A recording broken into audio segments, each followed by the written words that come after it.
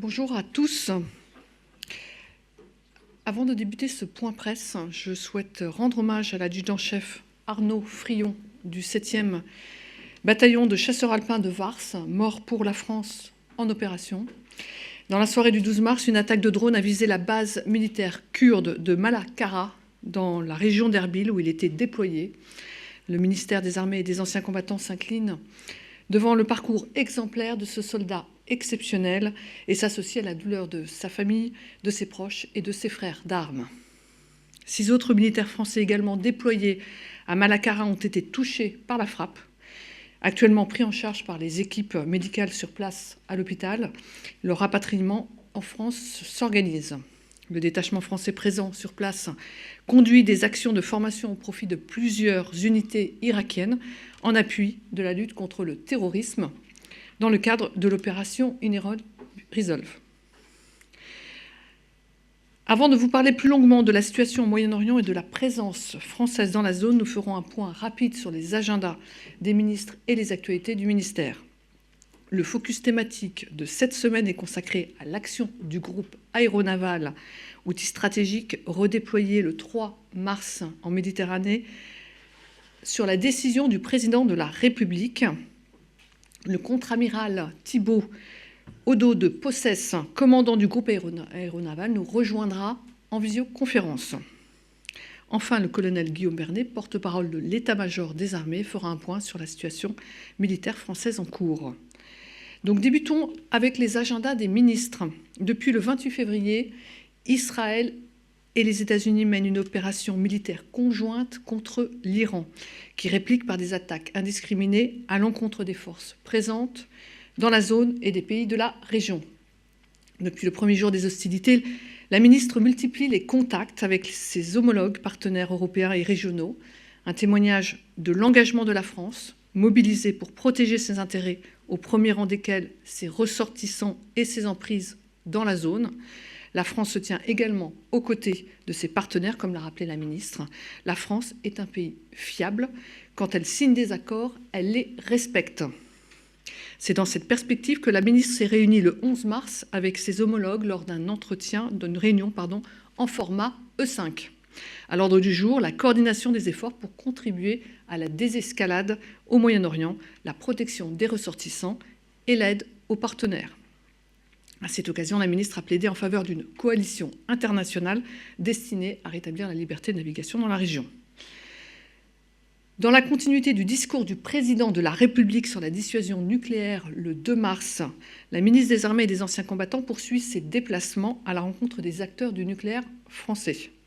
La semaine dernière, la ministre s'est d'abord rendue sur le site du commissariat à l'énergie atomique et aux énergies alternatives, le 5 mars à Val-Duc.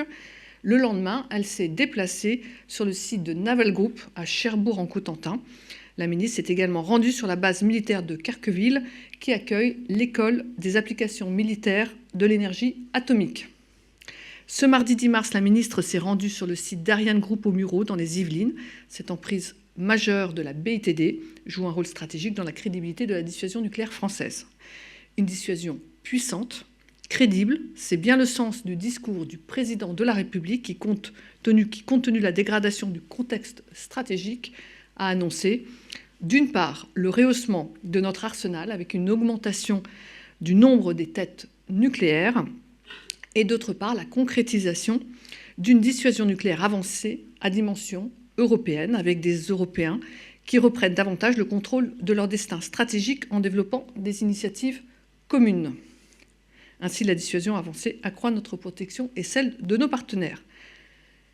Mercredi 11 mars, la ministre déléguée, Alice Ruffaut, a participé à la cérémonie nationale d'hommage aux victimes du terrorisme à l'Hôtel national des Invalides, présidée par le président de la République. Cette journée honore leur mémoire et renouvelle le soutien de la nation aux victimes et à leurs proches. C'est aussi le symbole de la solidarité internationale et de l'engagement de la France dans la lutte incessante contre le terrorisme. Hier, enfin, Alice Ruffaut s'est rendue en Espagne à l'invitation du gouvernement espagnol. Elle y a notamment inauguré une exposition consacrée aux combattants espagnols de la NUEV, unité franco-espagnole de la libération. Passons maintenant aux actualités du ministère. Débutons avec 2 entraînements menés par la Légion étrangère dans le sud de la France. Dans le Gard, pour commencer, le 1er régiment étranger du génie s'entraîne aux techniques d'infiltration dans le cadre d'un exercice baptisé Terra Nostra. Cet exercice mobilise plusieurs savoir-faire du génie, comme le franchissement fluvial ou l'infiltration tactique réalisée en toute discrétion. Au cours du scénario, la garnison se fait attaquer et doit se défendre en repoussant les attaques jouées par les forces adverses. Toutes les unités spécialisées du régiment seront déployées, ainsi que des partenaires espagnols, grecs et belges. Cette séquence de haute intensité offre une démonstration complète des capacités du combat du génie. Elle renforce la résilience du premier reg, qu'il agit seul ou en partenariat avec ses alliés. À Agde, ensuite, du 23 mars au 19 avril, la compagnie amphibie de la 13e demi-brigade de Légion étrangère mène un stage de combat axé sur l'infiltration en milieu aquatique au fort de Brescou. Des légionnaires évolueront par groupe de 10, équipés de palmes et de masques de combat avec leur armement. Leur but est de s'infiltrer depuis une embarcation jusqu'à la terre en nageant à la surface. Au cours de ce stage, les légionnaires seront formés techniquement et tactiquement aux opérations amphibies pour renforcer leur agilité et leur discrétion. L'Esprit Légion, vous pourrez également le retrouver dans le dernier épisode de notre DevCast, sorti ce mardi et disponible sur toutes les plateformes. Il donne la parole au général de brigade Cyril Yushchenko, commandant la Légion étrangère, qui nous partage ses valeurs et sa vision du commandement.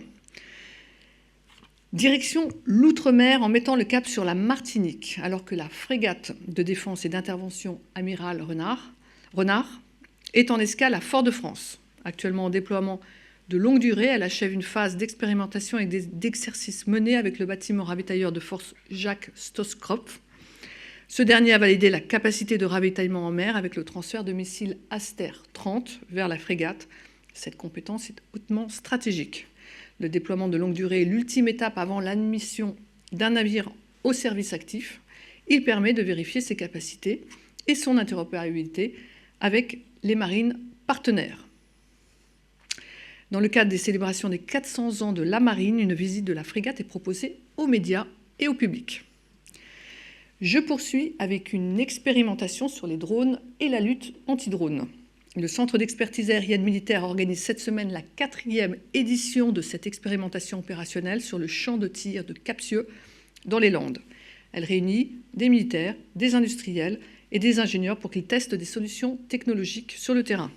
L'objectif est de confronter les besoins opérationnels des forces et les concepts d'emploi dans des conditions réelles. Cette initiative permet d'accélérer l'innovation militaire dans un domaine où les usages tactiques évoluent très rapidement.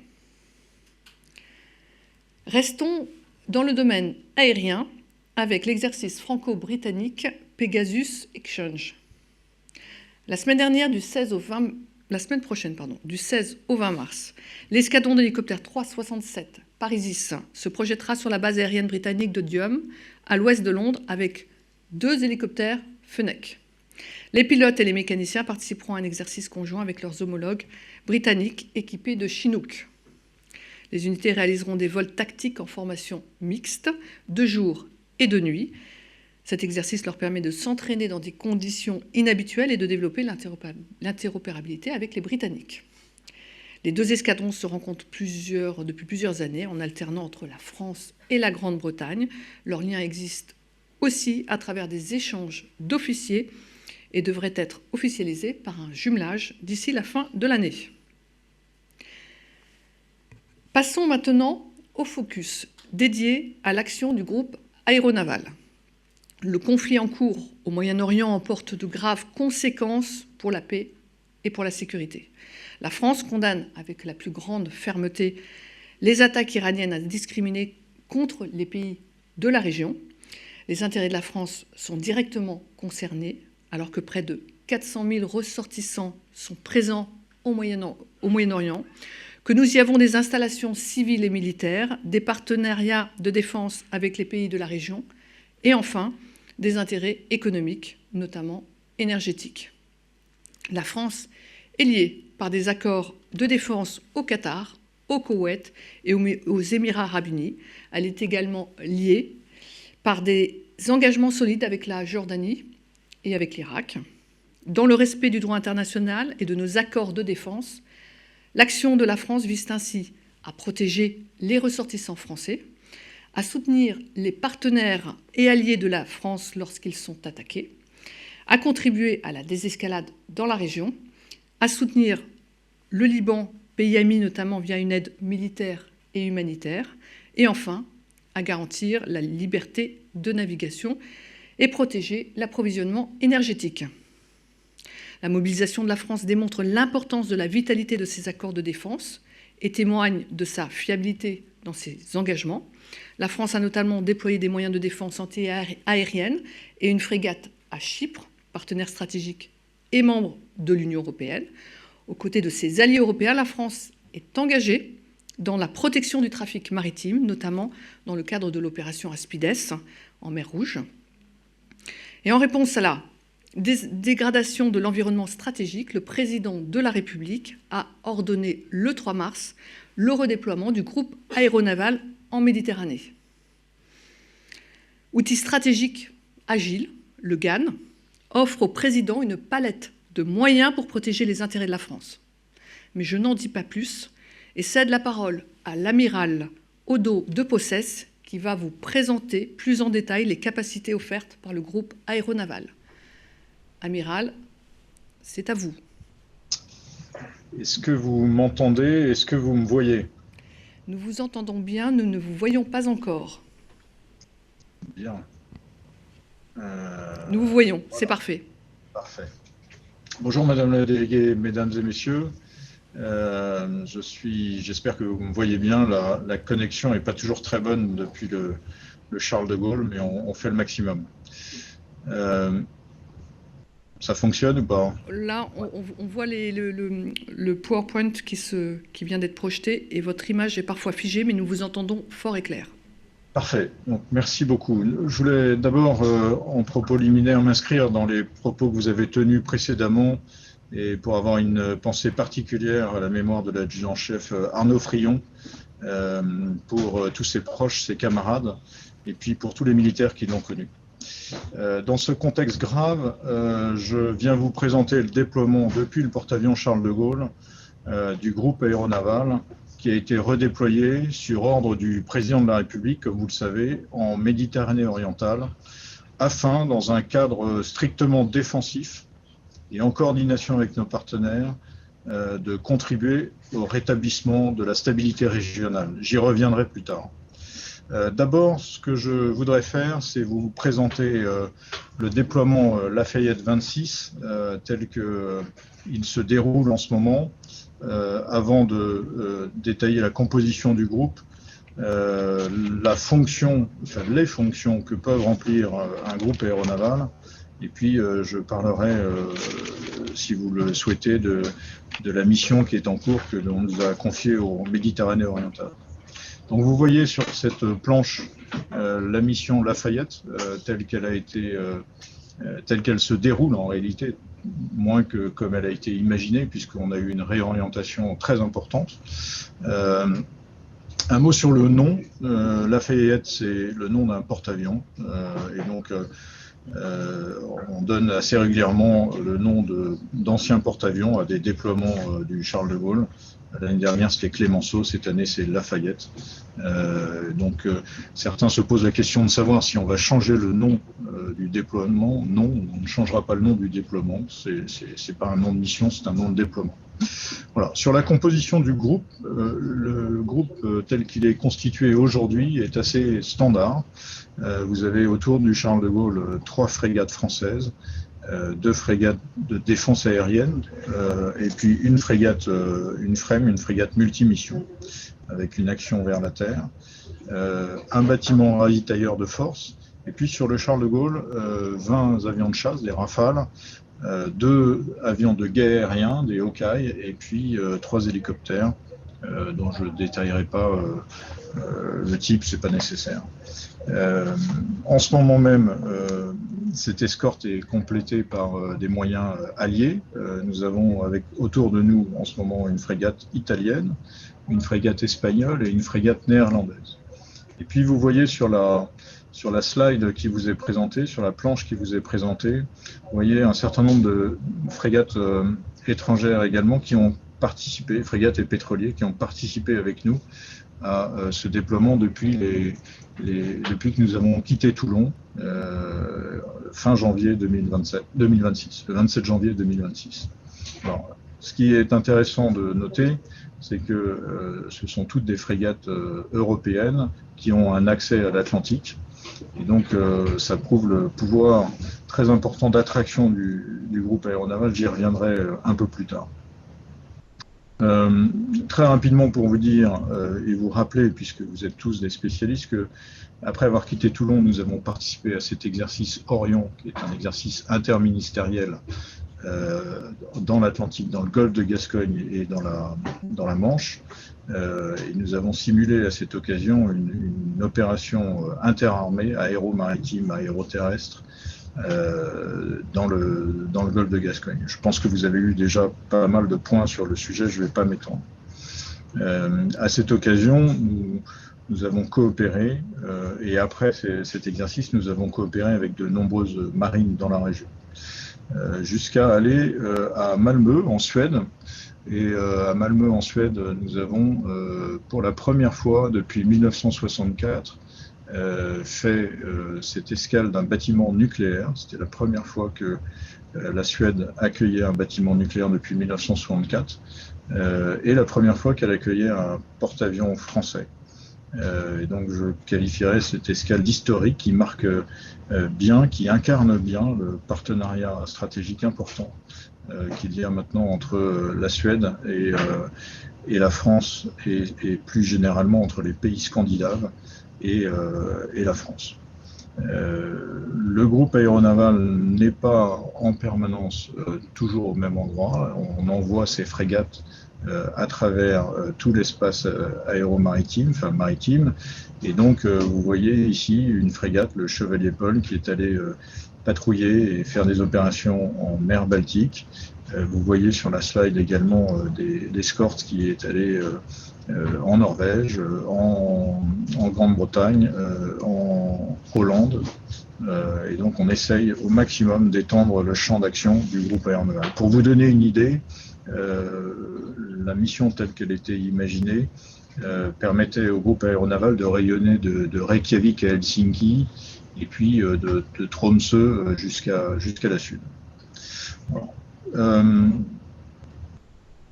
Ensuite, ce que je voudrais peut-être vous détailler ou vous mettre plus en lumière, c'est les capacités du groupe aéronaval, ce que cela représente, ce que cela permet de faire. D'abord, ce qu'il faut, à mon avis, garder à l'esprit, c'est que un groupe aéronaval, c'est un instrument de supériorité aéromaritime en mer. Donc, qu'est-ce que ça veut dire, un instrument de supériorité aéromaritime en mer? C'est un outil militaire qui permet de créer localement et temporairement un espace où l'on a l'ascendant pour conduire des opérations navales ou aériennes, et même parfois à terre. Et donc, c'est un instrument de maîtrise de l'espace aéromaritime. Cet espace, il est créé du fond des mers jusqu'à la haute altitude grâce au groupe aéromaritime, au groupe aérien embarqué, et puis en coopération avec les autres services jusqu'à l'espace même. Nous coopérons avec l'armée de l'air et de l'espace pour avoir une situation maîtrisée du fond des mers jusqu'à l'espace. Vous avez eu ces dernières années l'habitude de voir le groupe aéronaval, ces dernières décennies même, de voir le groupe aéronaval utilisé comme une plateforme d'action vers la Terre dans un environnement naval largement maîtrisé par les Occidentaux en particulier. Il n'y avait que très peu d'adversaires qui étaient capables de nous contester la supériorité aéromaritime en mer. À l'avenir, il est possible que le GAN soit utilisé pour acquérir cette supériorité aéromaritime qui nous serait contestée. Et donc, il est probable, il est possible que d'une action vers la Terre, qui était ce que vous avez vu ces dernières années, eh bien, on utilise maintenant le groupe aéronaval plus, ou en tous les cas en supplément, comme un instrument de combat naval. C'est-à-dire le combat contre d'autres flottes qui voudraient nous disputer cette supériorité aéromaritime pour utiliser l'espace maritime et l'espace aérien à leur profit et nous dénier la possibilité de le faire. Et donc c'est un grand changement que l'on observe. C'est une possibilité, une probabilité qui augmente, et elle augmente parce que nos compétiteurs ou certains pays qui font appel à la puissance aujourd'hui se sont construits des marines océaniques avec de grandes capacités. Et donc il faut nous y préparer. C'était un peu ce que l'on a essayé de faire. Et donc l'exercice Polaris que fait la marine depuis plusieurs années nous prépare à ce genre de choses avec un aspect beaucoup plus tactique, beaucoup plus demanding, comme on dit en bon français, pour acquérir la supériorité aéromaritime, pour entraîner tactiquement nos officiers mariniers et nos équipages à ce nouveau type de combat que l'on retrouve en fait. La deuxième possibilité, enfin le deuxième champ d'action d'un groupe aéronaval, l'utilité que l'on a, c'est une capacité à basculer de théâtre rapidement. Et donc, pourquoi je le souligne? Parce que c'est une capacité de combat importante, très puissante, et on arrive à la basculer. Alors, rapidement, entendons-nous, il ne s'agit pas d'aller aussi vite qu'un avion de chasse, mais ce que l'on vient de faire, ce que vous avez observé, ce dont vous avez été les témoins cette dernière semaine, eh bien c'est cela, une bascule de théâtre. Nous avons reçu un ordre du président. On vous a perdu 1 minute. Oui, 1 minute. Alors, vous m'avez perdu où? Après, bonjour. Décision du président de la République. D'accord. Donc, je disais une capacité de bascule de théâtre. Donc là, vous avez observé cela ces dernières semaines. Nous avons basculé véritablement de l'Atlantique Nord, de la mer de Norvège, vers la Méditerranée orientale. Nous avons fait ça, donc 3600 nautiques en 6 jours, à une vitesse moyenne de 22 nœuds, tout en continuant à entraîner les pilotes, parce que vous savez, il faut continuellement entraîner les pilotes à ponter et décoller, à être catapultés, sur le porte-avions. C'est une manœuvre qui, vue de loin, a l'air assez simple, assez naturelle. En réalité, c'est une manœuvre qui est compliquée, parce que autant le caractère nucléaire du porte-avions lui permet d'aller vite et de déployer une puissance de propulsion qui est très importante et continuellement. Autant les escorteurs ont besoin de ravitailler, et surtout lorsqu'ils vont vite. C'est comme sur une voiture, quand vous allez très vite, vous consommez beaucoup. Et donc il faut s'occuper de ça, il faut ravitailler les bâtiments d'escorte au fur et à mesure de l'avancée du groupe aéronaval, de façon à ce que le porte-avions soit toujours protégé. Et ça nécessite, pour pouvoir y parvenir et faire ce roulement de ravitaillement, eh bien, ça nécessite une grande préparation. C'est-à-dire, il faut des points d'appui, il faut être capable d'arriver dans un port en moins de 24 heures, de ravitailler en quelques heures, de pouvoir repartir. Il faut pouvoir s'appuyer sur des pétroliers ravitailleurs de nos alliés pour ravitailler la force. Et puis continuer ce transit à haute vitesse. Et donc là, je voudrais, si vous me permettez, souligner, d'abord remercier le Cantabria, le pétrolier espagnol, qui nous a au pied levé ravitaillé 2 escorteurs. Et puis, je voudrais aussi vous dire et souligner le fait que tout cela n'est possible que parce que on s'y prépare depuis des années dans le cadre de l'OTAN. C'est un commandement de l'OTAN qui est assez peu connu, qui s'appelle SACTI à Norfolk, qui s'occupe de l'interopérabilité des nations de l'OTAN. Et sans son action, en fait, sans les accords qu'on passe au sein de l'OTAN, sans la standardisation des équipements, eh bien tout cela ne serait pas possible.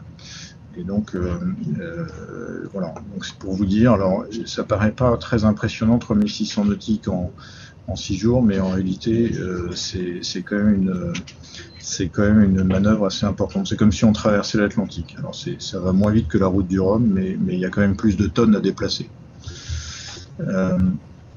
La troisième chose que je voulais souligner pour les capacités du GAN, un groupe aéronaval, ça offre une capacité d'accès au théâtre.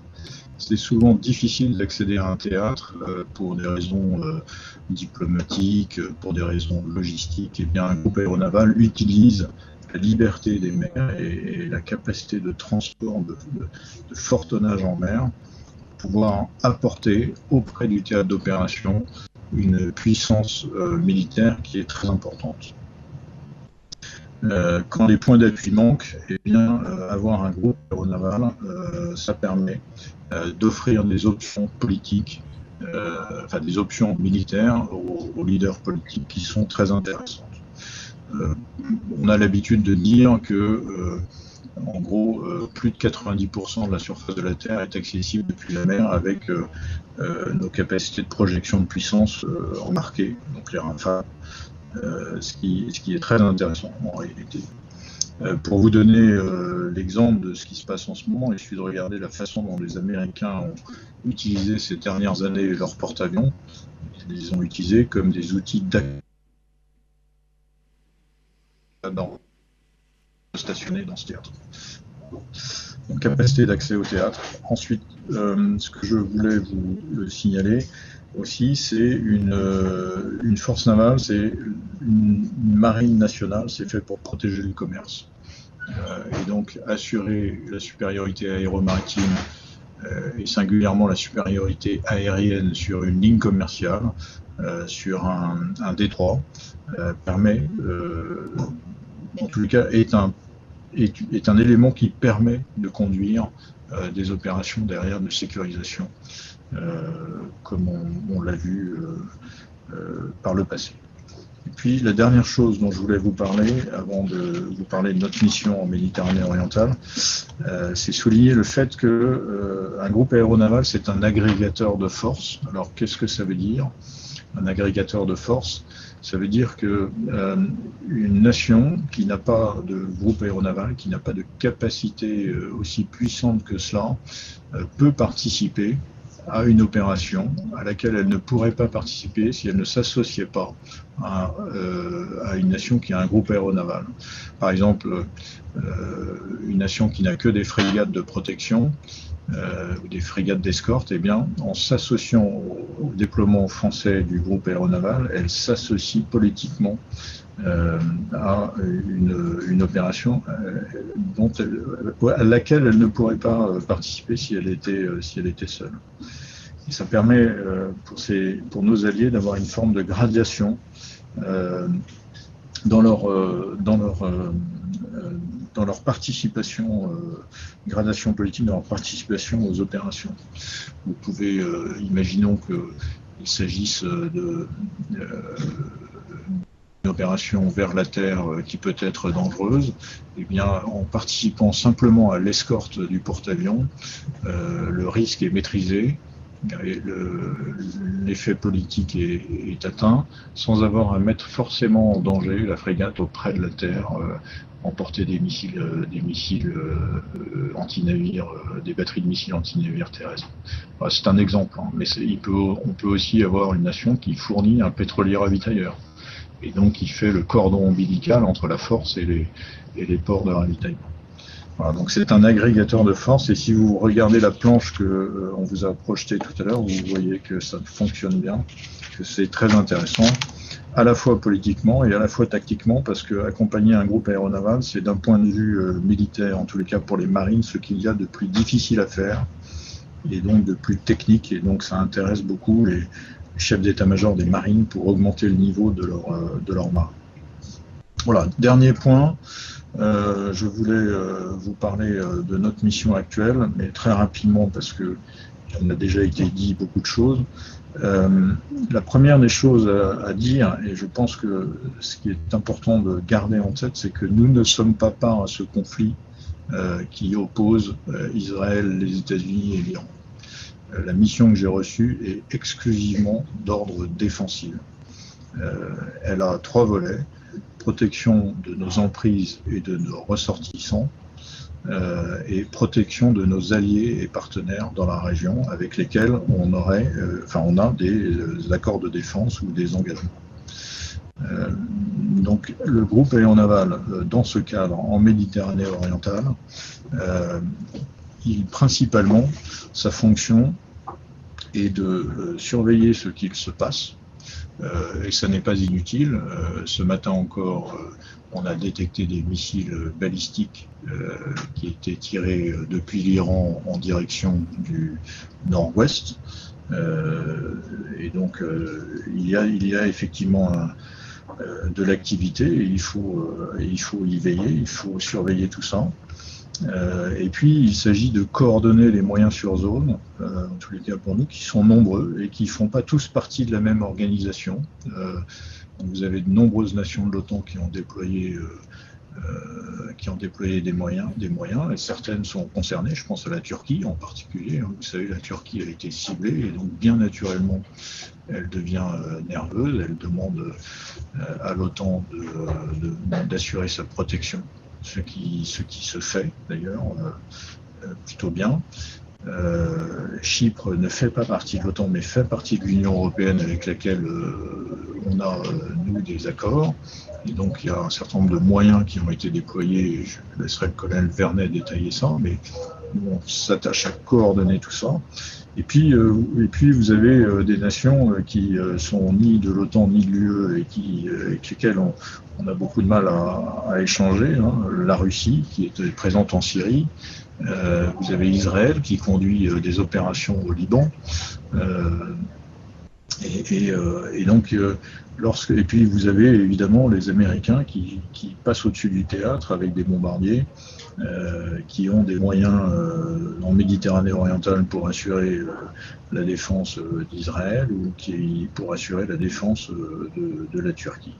Et donc tout ça fait que l'environnement aéromaritime est très complexe et nécessite beaucoup de concentration, beaucoup de professionnalisme, de calme et de sang-froid pour pouvoir gérer tout ça, et offrir au maximum des possibilités au président de la République de protéger nos ressortissants, nos emprises, nos alliés et nos partenaires. Voilà globalement ce que je pouvais vous dire sur le groupe aéronaval et ce que l'on fait en ce moment en Méditerranée orientale. Et évidemment, je suis prêt à répondre à vos questions. Bonjour Amiral, Mathieu Rabéchaud, Agence France Presse.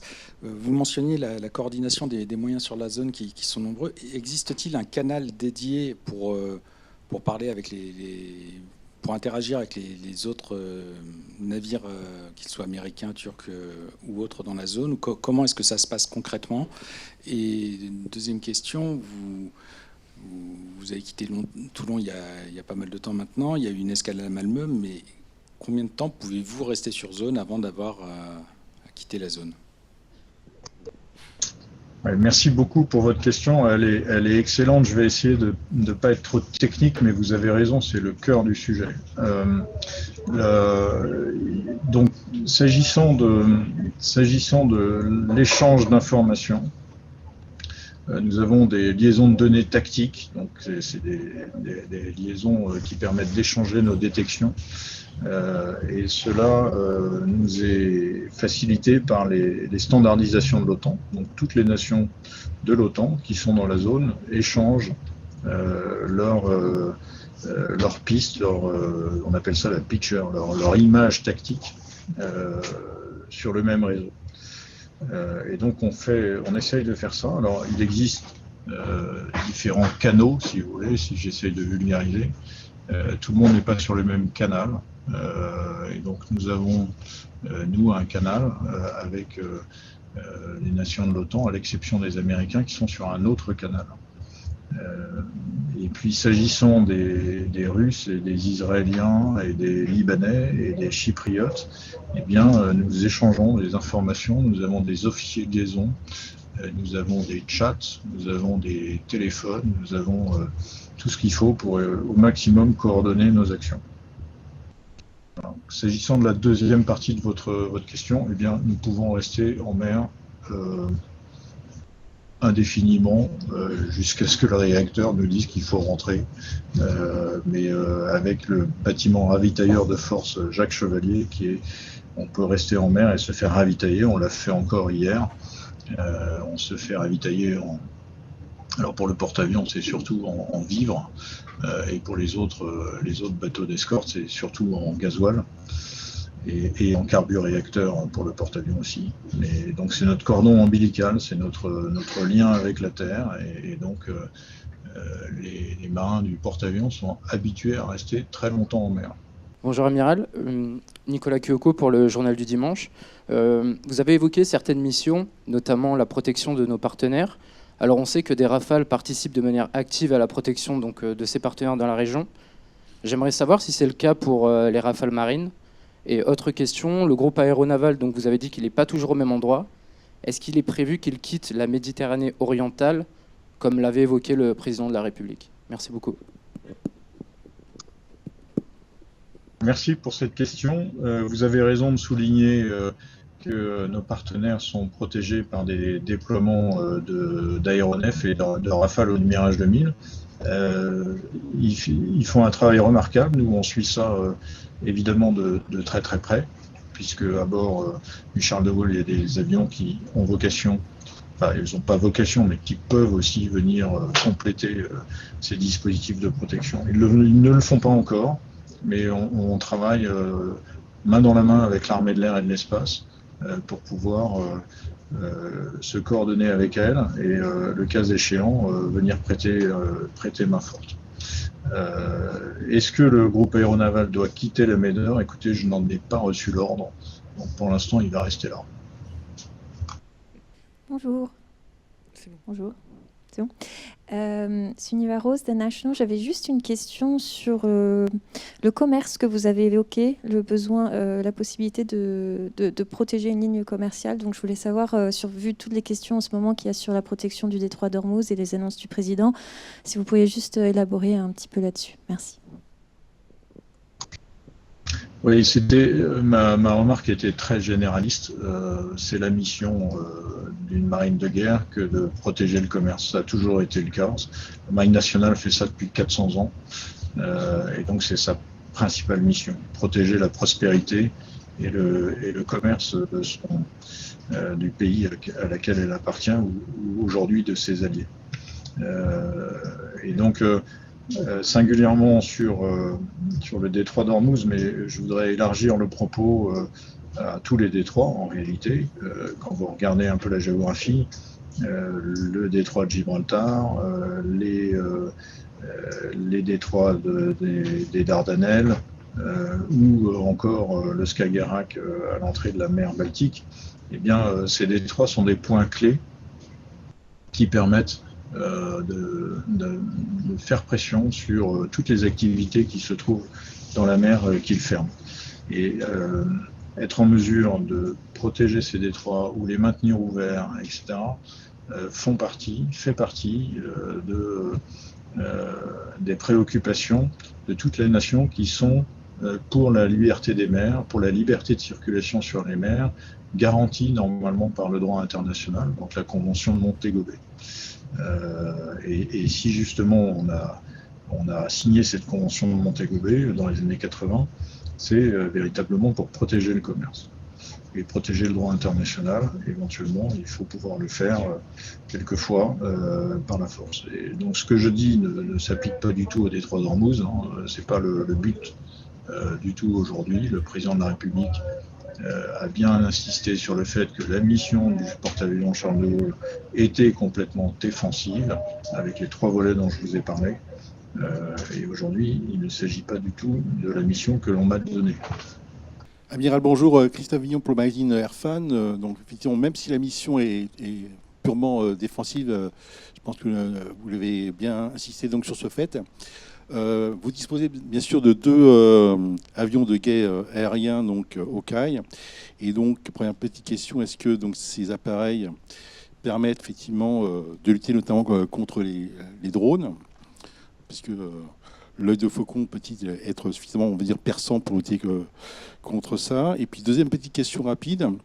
Vous étiez évidemment au départ engagé sur l'exercice Orion 26, donc vous avez dû changer bien sûr de posture pour vous rendre donc en Méditerranée. Quels ont été les changements opérés pour rendre peut-être les 40 000 tonnes du Charles de Gaulle un objet de diplomatie, on va dire, musclé? Merci. Alors, je vais répondre à la première question et puis je vous demanderai de me réexpliquer la seconde parce que je ne suis pas sûr d'avoir bien saisi. Alors, l'avion de guet aérien sert surtout à détecter loin du porte-avions pour se donner du préavis. Donc c'est un radar que l'on met en l'air, je dis ça pour ceux qui sont un peu moins calés que vous. C'est un radar qui se met en l'air et grâce à ça, on s'affranchit de la rotondité de la Terre et on peut voir très très loin. En particulier, on voit des cibles mouvantes, c'est-à-dire des avions qui volent dans l'espace aérien. Et ensuite, on peut détecter bien sûr des drones, ça dépend de leur taille, j'ai envie de dire. Un petit quadricoptère qui volerait autour d'un bateau, on ne le verra pas, c'est beaucoup trop petit.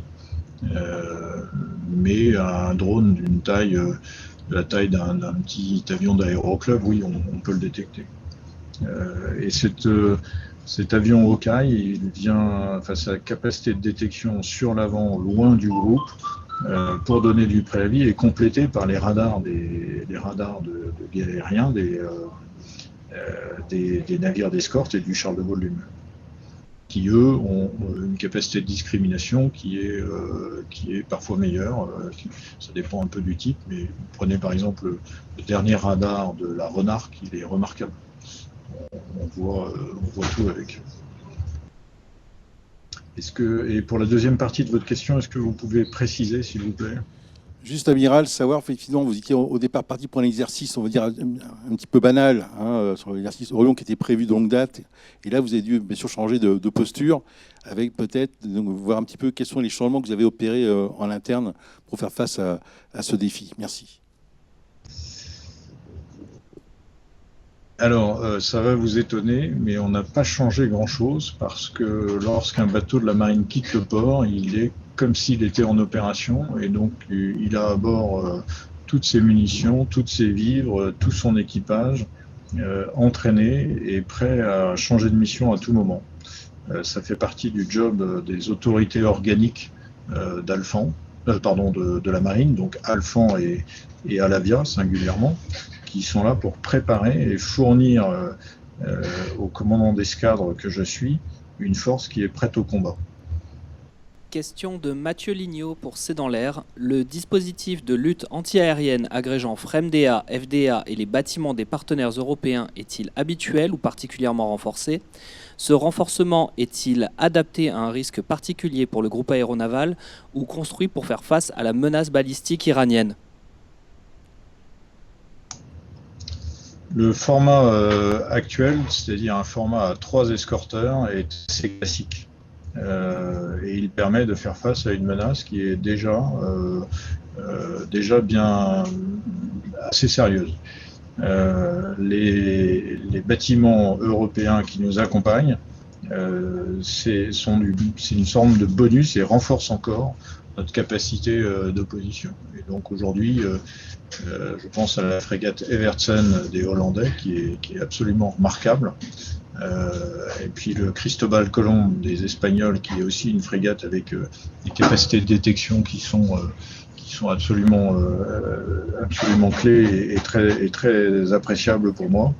Et puis enfin, le Martinengo italien est une frame, donc un bâtiment très récent, une frame italienne avec effectivement des capacités d'action et de détection qui sont aussi très appréciables pour moi. Et de cette façon-là, eh bien, grâce à eux, on élargit encore le rayon de protection du groupe aéronaval et on a une supériorité aéromaritime sur un rayon plus large encore.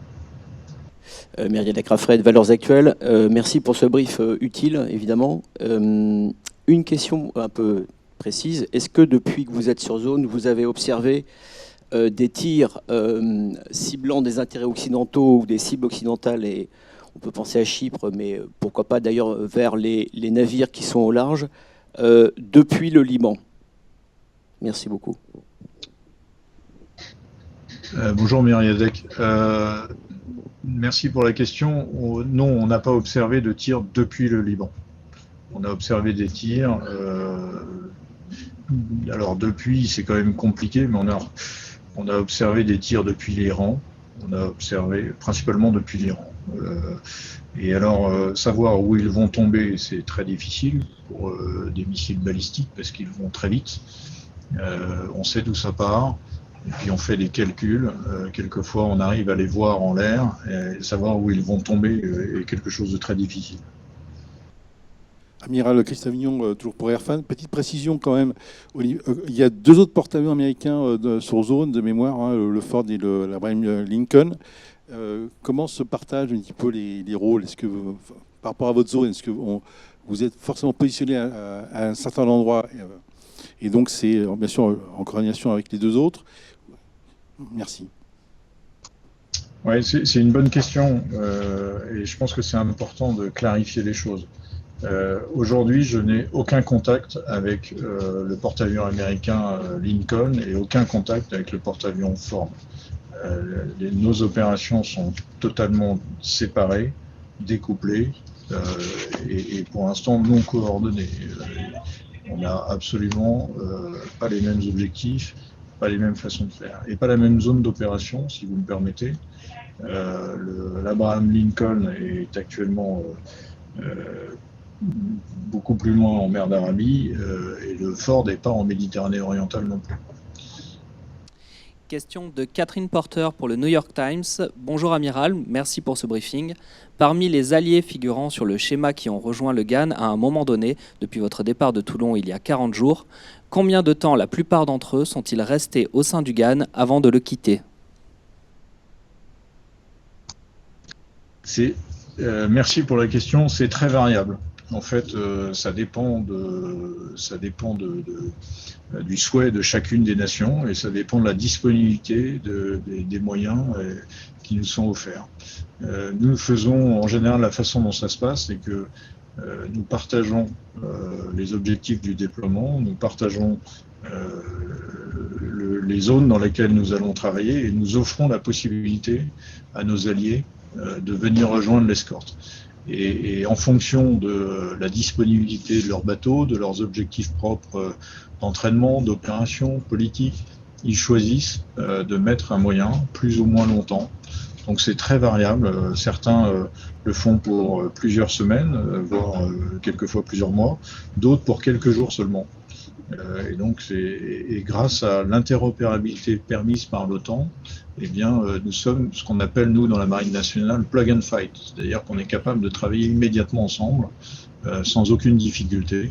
On partage nos façons de faire, on partage des matériels qui sont compatibles, les réseaux dont j'ai parlé tout à l'heure, et on parle le même langage. Merci. Nous avons encore une question en audio, je crois. Effectivement, question de Denis Blin pour Le Marin. Vous avez mentionné, Amiral, avoir détecté des missiles iraniens. Y a-t-il eu d'autres missiles ou menaces détectées du Liban, notamment? Merci. Alors non, il n'y a pas eu de menaces qui viendraient du Liban. En tous les cas, on n'en a pas vu depuis qu'on est arrivé, mais on n'est pas arrivé depuis longtemps. Mais on ne l'a pas détecté. Et est-ce qu'il y a eu d'autres? Non, les missiles globalement qu'on a aperçus venaient plutôt de l'Iran. Question de Rudy Ruitenberg pour Defense News.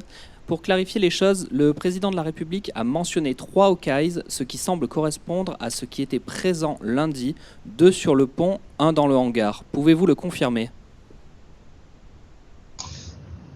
Oui, vous êtes très observateur. On a, pour la première fois depuis la mise à l'eau du porte-avions, on a réussi à mettre 3 Hawkeyes sur le bateau. Et donc c'était un peu historique, mais ça n'a pas duré longtemps. En fait, on a fait un rock entre un Hawkeye qui arrivait et qui venait pour remplacer un Hawkeye qui repartait. Bonjour, Alexandra Allais pour France 2. On commence à évoquer la menace des mines, notamment au niveau du détroit d'Ormuz. Est-ce que vous pouvez être rejoint par des démineurs notamment?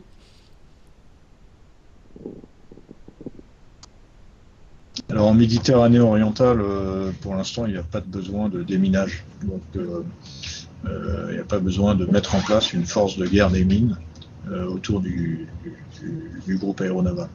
Voilà. Pour ce qui est du détroit d'Ormuz, je ne sais pas. Ce n'est pas la mission que j'ai reçue, donc je me concentre sur la Méditerranée orientale pour l'instant. De nouveau Nicolas Kyoko pour le JDD. J'aimerais rebondir sur la réponse que vous avez apportée à l'un de mes confrères, notamment sur le fait que vous n'ayez aucun contact avec les 2 porte-avions américains. Comment est-ce que vous expliquez cela, sachant qu'un navire américain, je parle sous votre contrôle, était censé faire partie de l'exercice Orion? La zone stratégique est ultra grande, peut-être que vos moyens pourraient se coordonner en matière de renseignement, etc., etc. Donc comment vous expliquez ça, le fait qu'il n'y ait pas de contact entre vous et vos homologues? Merci beaucoup. En fait, la coopération avec les Américains ou n'importe quelle autre nation n'est pas automatique. Ça dépend de la mission que reçoivent les uns et les autres. Et en l'occurrence, les Américains conduisent une opération à laquelle la France n'est absolument pas associée. Et donc, il est naturel et normal que les Américains ne cherchent pas à rentrer en contact avec moi et que moi, je ne cherche pas à rentrer en contact avec eux. Question de Jefferson Desportes pour Sud-Ouest. Bonjour amiral, merci pour ce brief. La mission est donc défensive, mais jusqu'où volent les rafales marines? Peuvent-ils survoler la Syrie, le Liban, la Jordanie? Où se trouvent les rafales de l'opération Chamal? Alors, les rafales ont la capacité à voler assez loin du porte-avions, 600 nautiques en autonomie et même plus s'ils sont ravitaillés. Aujourd'hui, les rafales ne volent pas, ni en Irak ni en Syrie. C'est pas l'objectif. L'objectif, c'est, je vous l'ai dit, de défendre nos emprises, de défendre, d'être en mesure d'assurer la sécurité de nos ressortissants et de coordonner l'action, de défendre nos partenaires, donc singulièrement nos partenaires de l'OTAN et puis Chypre, et de coordonner l'action en Méditerranée orientale. Le cas échéant, comme je l'ai dit tout à l'heure, nous pouvons aller prêter la main aux plots d'avions de chasse qui sont déployés dans la zone, notamment en Jordanie. Et donc, c'est pas une difficulté, mais pour l'instant, ils font bien le boulot. Donc, on n'a pas demandé de faire ça. Bonjour amiral, Xavier Vasseur, Naval News. Il y a un PHA qui a appareillé la semaine dernière de Toulon. Cela m'a été confirmé par SecMed. Je pense qu'il s'agissait du Tonnerre. Lorsqu'il l'a appareillé, il y avait un pavillon avec 2 étoiles dessus. Est-ce que ça veut dire qu'il y a à présent 2 Task Force Commanders en Médor, donc vous et votre collègue potentiellement à bord du Tonnerre? Et mon autre question, il y a toujours la mission Aspides en mer Rouge. Est-ce que des bâtiments du GAN peuvent être amenés à participer à la mission Aspides? Si vous le voulez bien, je vais commencer par la deuxième partie. Est-ce que des bâtiments du GAN peuvent participer à Aspides? Ça voudrait dire que j'allège l'escorte du porte-avions et que je détache un escorteur et qu'il va travailler pour une autre force à plusieurs milliers de kilomètres de moi. Pour l'instant, c'est pas le cas. J'ai besoin de mes escorteurs pour pouvoir assurer les missions que l'on m'a données. Et donc, c'est pas envisagé pour le moment. Voilà. Quant à la mission dont vous parlez, je préfère vous renvoyer vers Guillaume Vernet, puisque moi je m'occupe de mon groupe et je n'ai pas l'intention de faire de commentaires sur les autres missions des armées. Question de Laurence Defranou pour Libération. Bonjour, merci beaucoup pour vos réponses. Vous avez à bord, je crois, une cellule d'influence et de guerre de l'information. Avez-vous détecté une forte réaction agressive sur Internet suite à l'annonce de votre arrivée dans la zone? Des menaces précises contre le GAN ou des mesures de représailles contre les intérêts français sur le sol français et à l'étranger ont-elles été enregistrées? Oui, merci pour la question. Elle est très bien, ça me permet de souligner que le groupe aéronaval ne combat pas uniquement dans le champ physique, naval et aérien et du combat aussi dans l'espace informationnel et dans l'espace numérique. Alors évidemment, on pense tous à Internet, mais pas uniquement. Dans le champ électromagnétique, il est très capable, j'ai envie de dire. Voilà. Pour répondre plus précisément à votre question, non, on n'a pas relevé particulièrement de hausse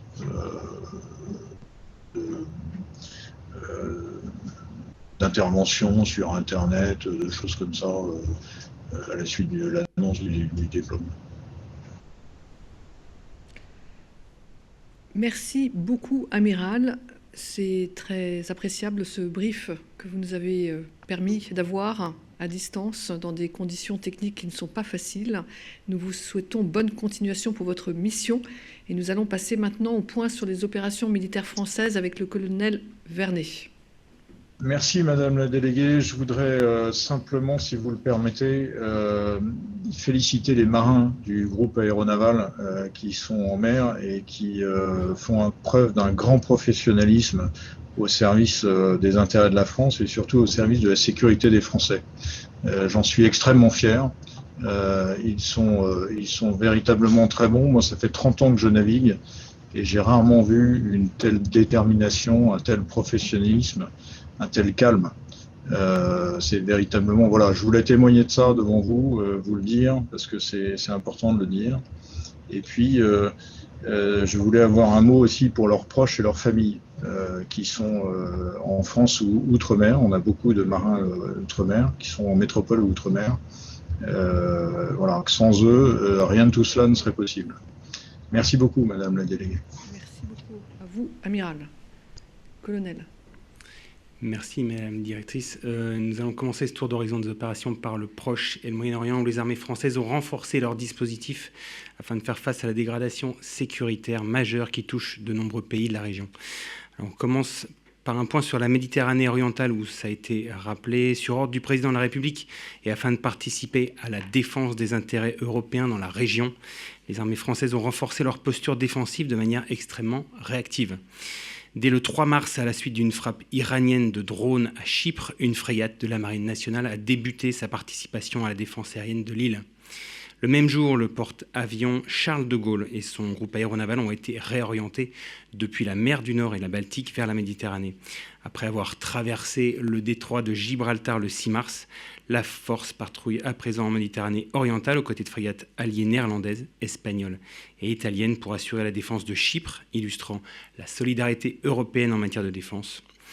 Outil stratégique unique en Europe dont le GAN incarne la capacité à fédérer des alliés et partenaires autour d'une mission commune.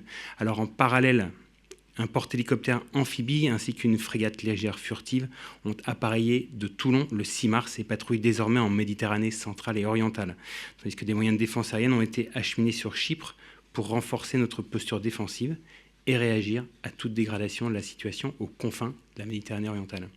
Cette réarticulation du dispositif français vise plusieurs objectifs, dont le premier est d'assurer la protection des ressortissants français et européens dans la zone.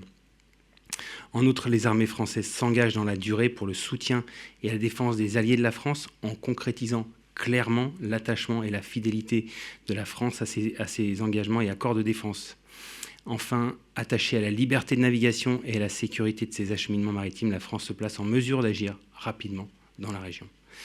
On s'intéresse maintenant au Liban où, face à la reprise des affrontements au sud du Litanie, la Force Commander Reserve, la FCR, s'engage plus particulièrement auprès des populations locales en conduisant des actions logistiques au profit des organisations humanitaires encore en mesure d'agir dans la région.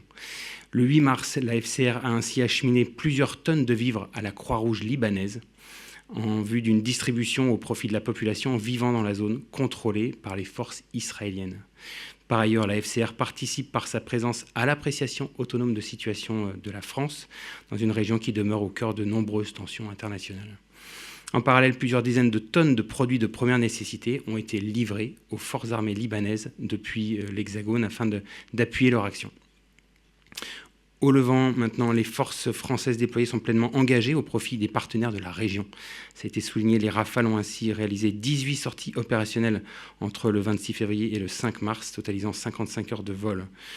Les avions français présents dans la zone contribuent directement à la protection de l'espace aérien au Levant et à la défense des emprises françaises. Aux Émirats arabes unis, maintenant, les forces françaises, aux côtés de leurs partenaires, contribuent depuis les premières frappes iraniennes à la défense du territoire et à la protection émirienne. Renforcées par plusieurs avions de combat venus de métropole, les Rafales de la base aérienne 104 contribuent grandement à la défense aérienne du pays. Par ailleurs, les armées françaises ont élargi le panel de leur capacité de défense aérienne sur place en déployant, toujours depuis la métropole, plusieurs systèmes de défense solaire. L'action de la France dans la région est purement défensive et conforme aux accords de défense passés avec plusieurs pays de la région. Depuis le début de la crise au Proche et au Moyen-Orient, les armées françaises démontrent leur réactivité et leur polyvalence en conduisant simultanément un large spectre de missions, notamment tandis que la Marine nationale est fortement engagée. Elle continue à s'entraîner, poursuit sans discontinuer l'action de l'État en mer et la permanence de sa dissuasion. Tandis que l'armée de l'air et de l'espace honore les engagements opérationnels de la France au Proche et au Moyen-Orient, elle assure dans le même temps la continuité de ses missions permanentes, que sont la dissuasion nucléaire et la posture permanente de sûreté aérienne, et assure l'entraînement intensif de ses aviateurs. Cette capacité à agir sur plusieurs théâtres et dans différents domaines illustre la faculté des armées françaises à remplir l'ensemble de leurs missions de front au service de la souveraineté nationale, la stabilité régionale et de la cohésion des alliances.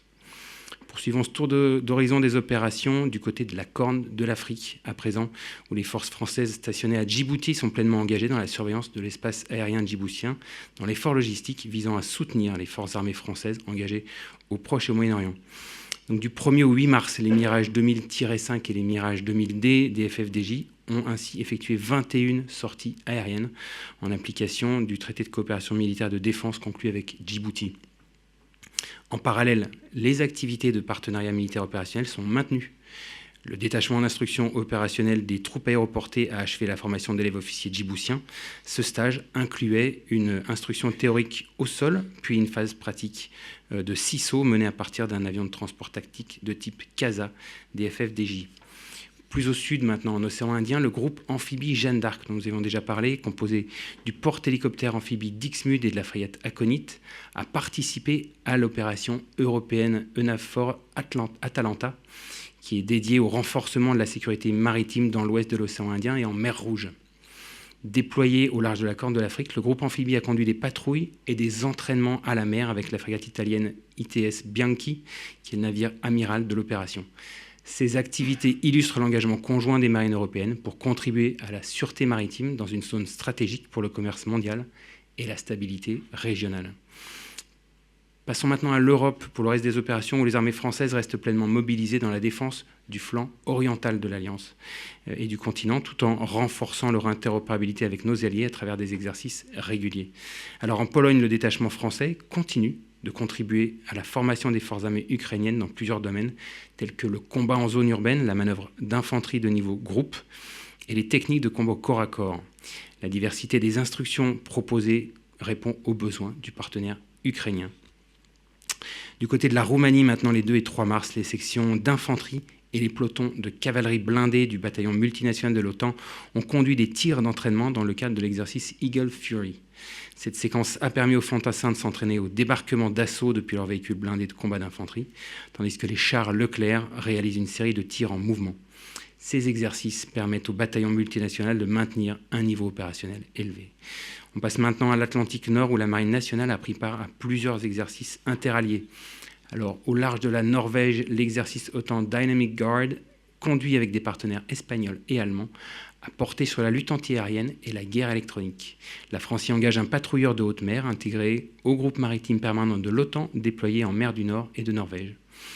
Les équipages ont notamment été confrontés à des scénarios de brouillage radar, les conduisant à adapter leur mode d'action afin de préserver leur efficacité opérationnelle.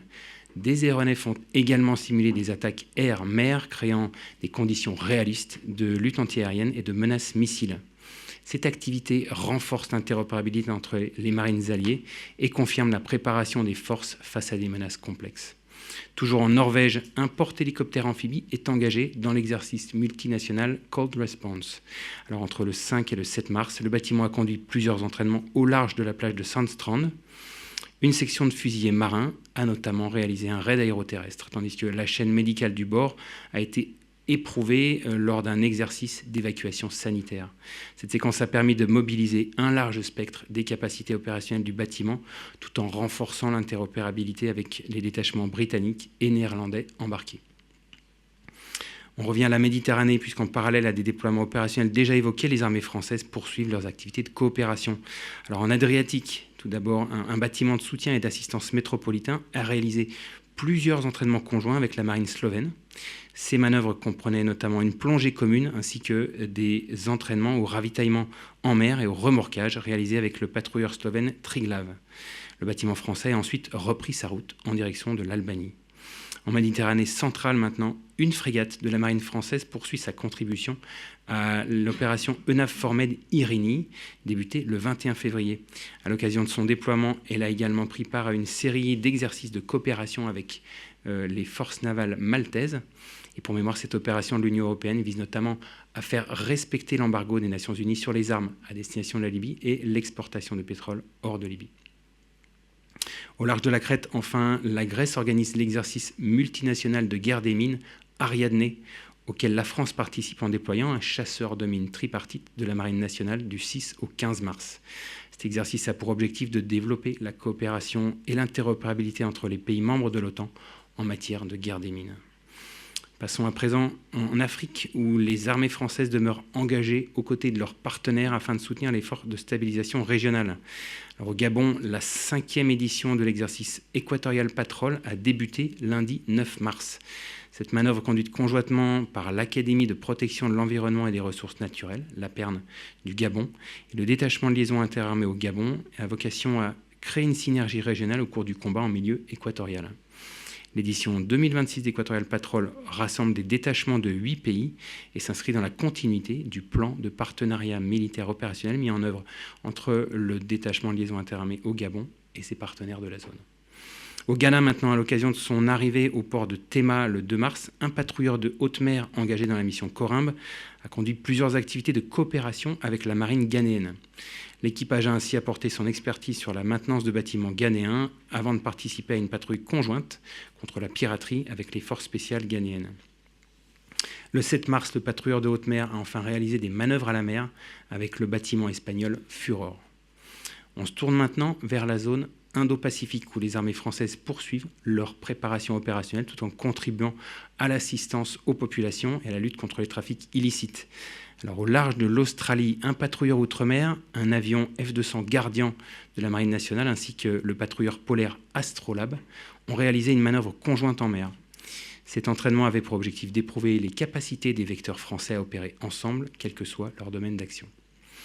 Plus à l'est maintenant, du 3 au 6 mars, les forces armées en Polynésie française et le régiment du service militaire adapté ont mené une mission de coopération avec les forces de sécurité intérieure des Kiribati sur l'île Christmas.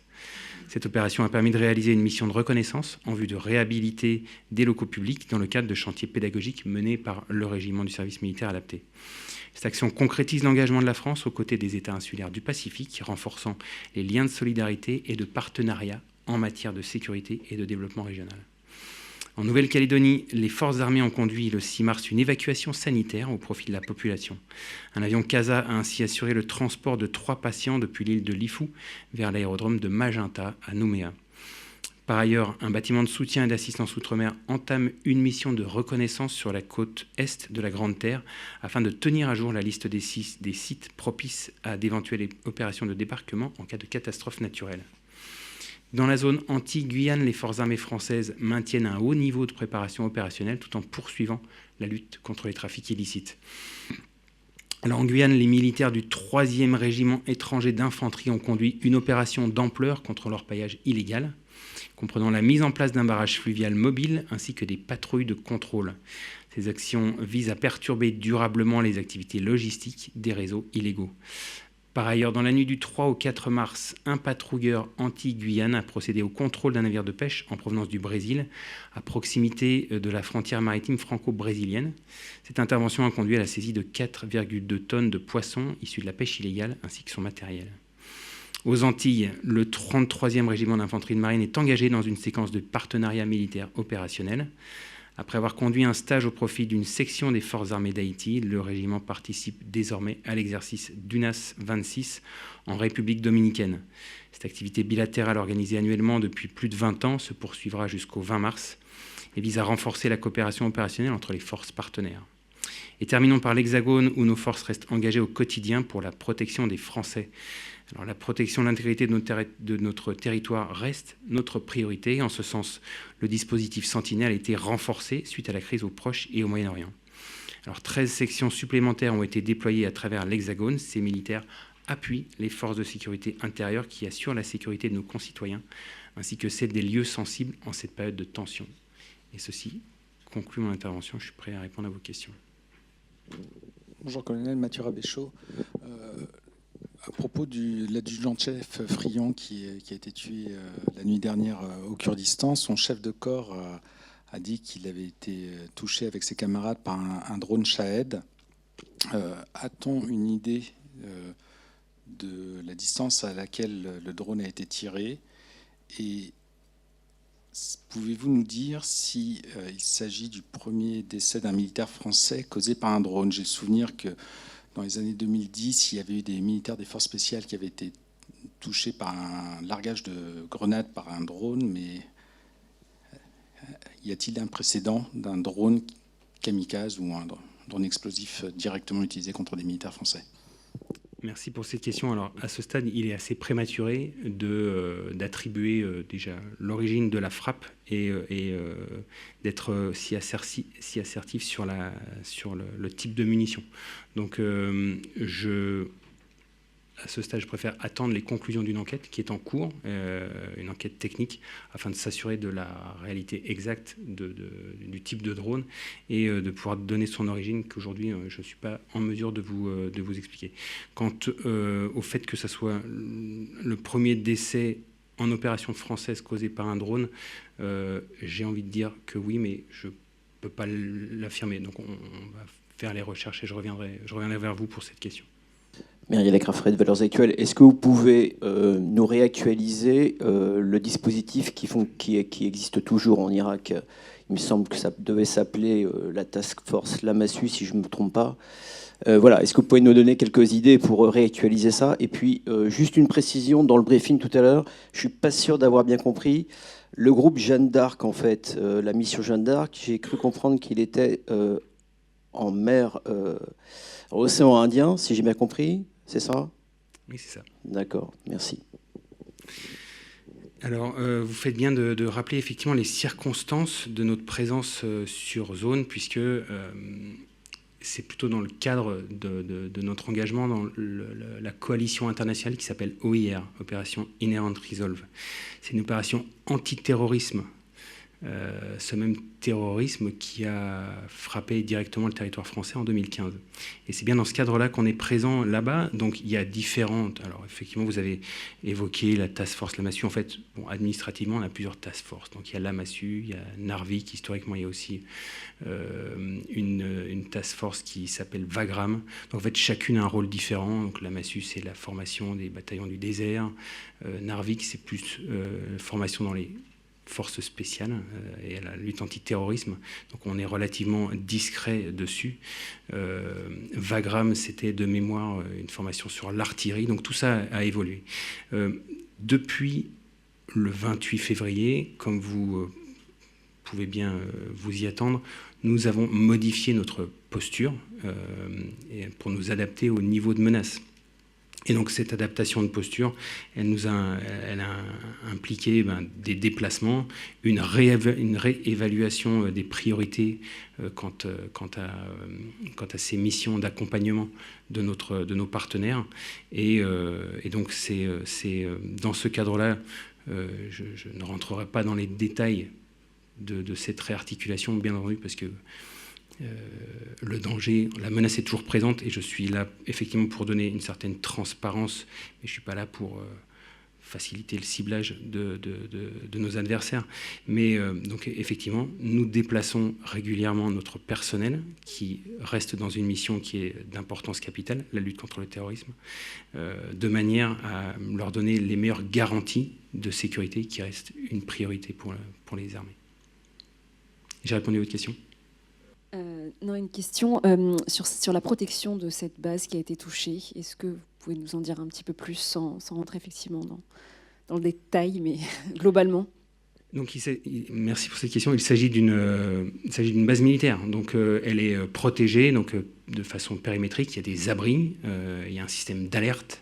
Et c'est bien ça qui a gouverné au choix de ce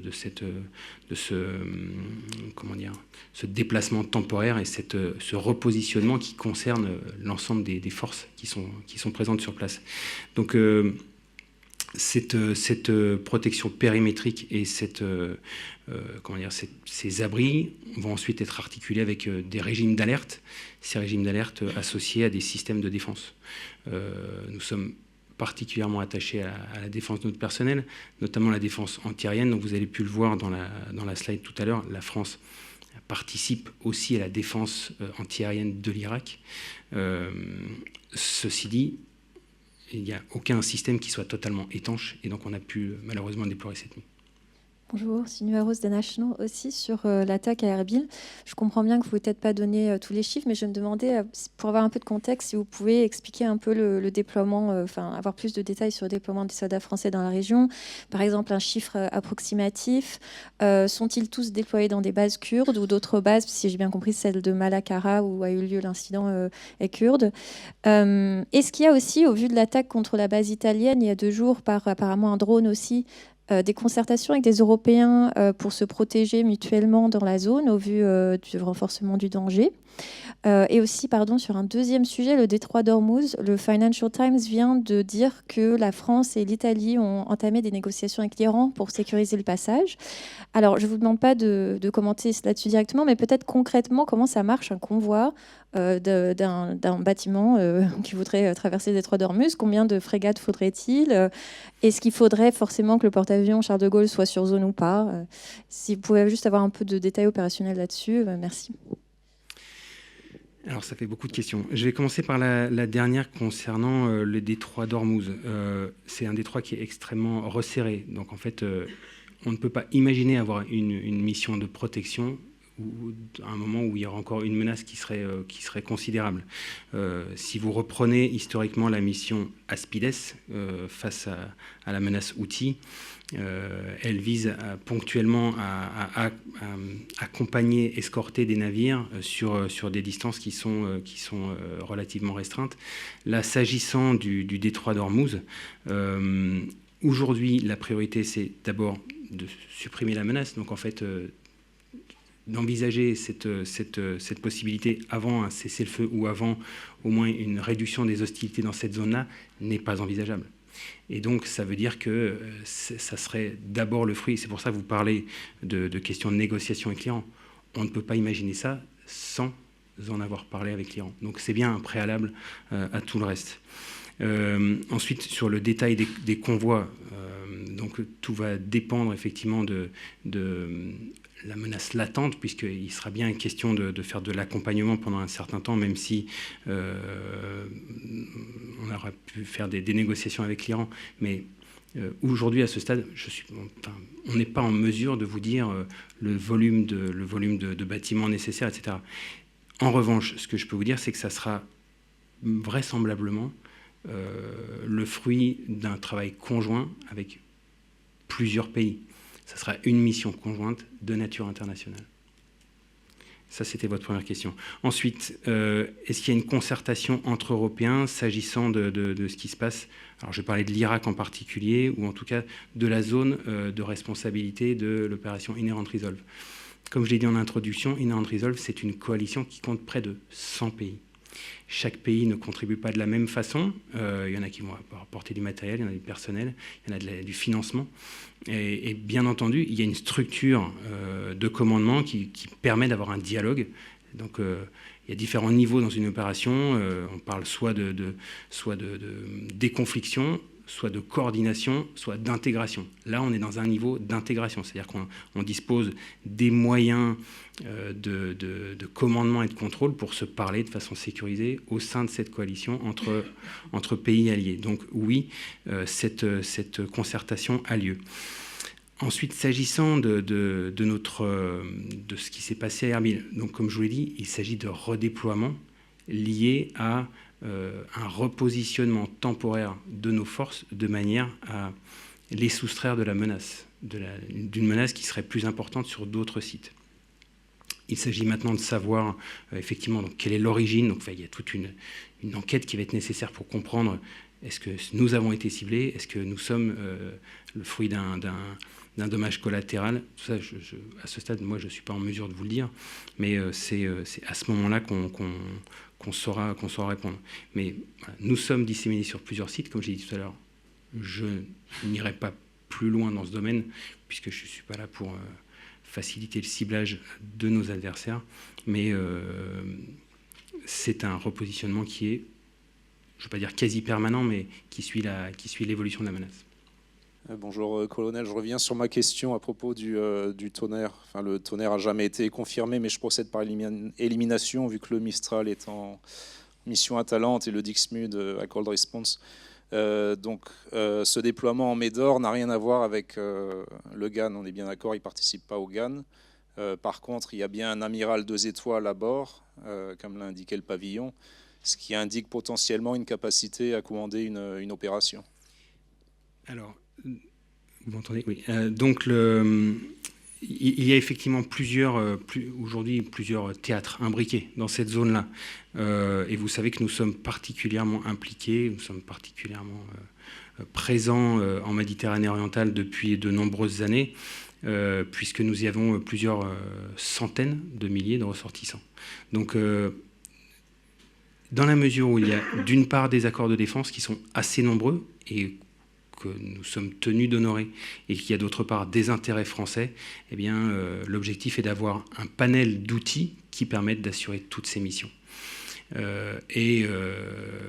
Si vous êtes régulier à ce point presse, un porte-hélicoptère amphibie, c'est aujourd'hui un système de combat, un système d'armes, un système d'appui au commandement qui permet un nombre invraisemblable de capacités militaires qui peuvent être directement utilisables. Donc ça peut être à la fois une capacité amphibie vers la terre pour appuyer une opération en particulier. Ça peut être aussi un appui à une opération d'évacuation de ressortissants. Ça peut être une évaluation de dommages réalisés, parce qu'on a des équipes qui sont spécialisées là-dedans pour un port, par exemple.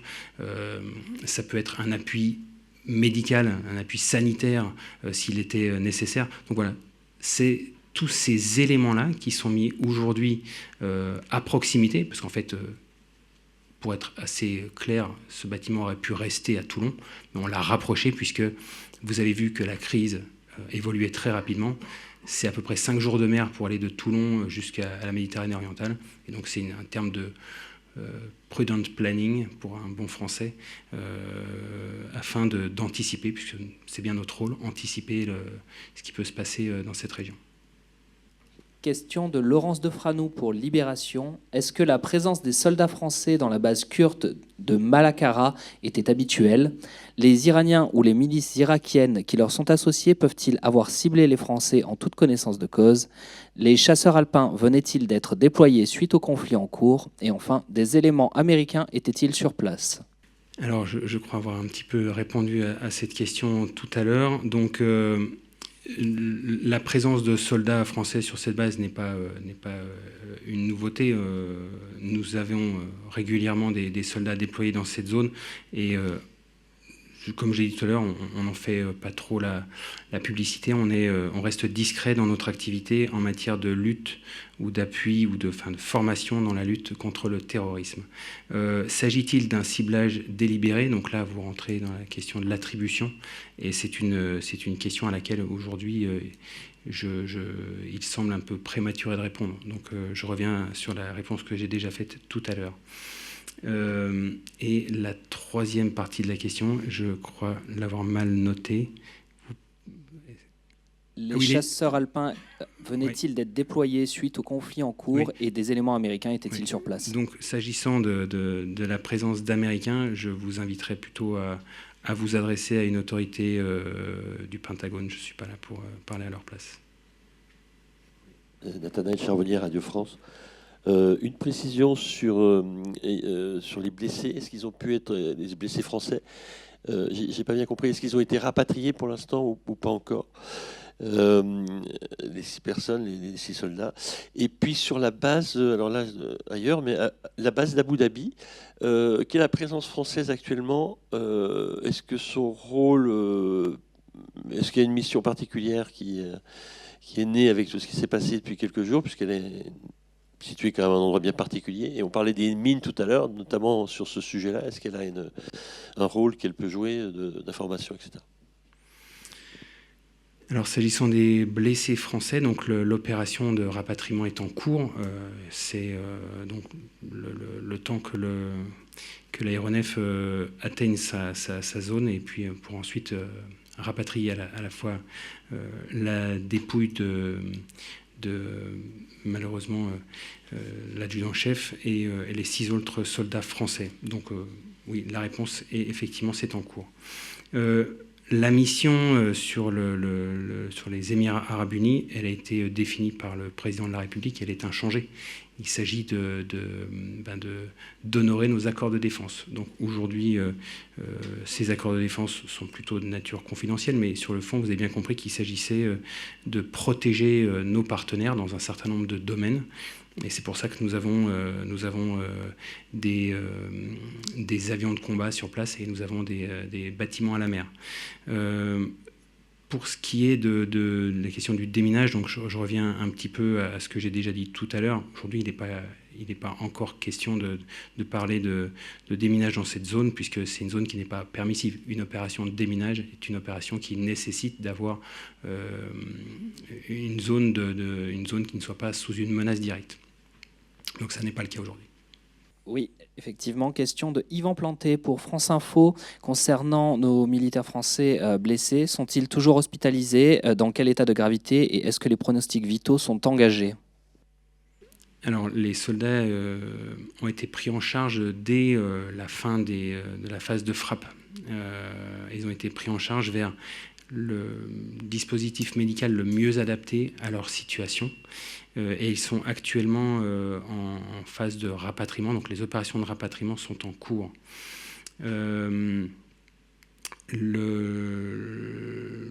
Leur état, donc vous m'excuserez de ne pas en dire davantage par respect pour leurs proches et leurs familles qui sont très certainement actuellement particulièrement inquiets. Donc je n'en parlerai pas ici publiquement.